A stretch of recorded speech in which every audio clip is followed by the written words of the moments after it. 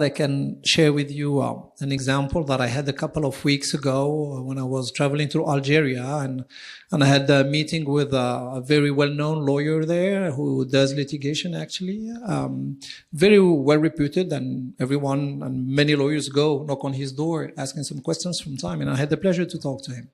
And he's a real dictionary, basically, law dictionary. Yeah? And you always find him on his office with a huge number of books around.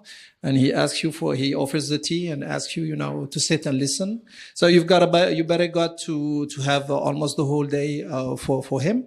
But at the end, it's a great day. But we were talking, and I was having my tablet with me, and I was just responding to emails, and we were discussing at the same time. And he got nervous because I was checking on my tablet, which I understand.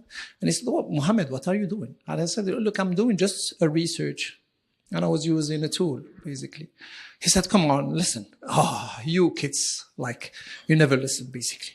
I said, "Let me show you something." And we were talking about this topic he was addressing, basically, and I've been doing some research about that, and I showed it to him.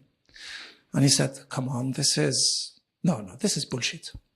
A few days later, so we continued the journey, we continued the day together. A few days later, one of his associates called me and he said, "Mohamed, what was the tool you were talking about with the partner? Basically, he's very well interested. He doesn't remember the name, basically."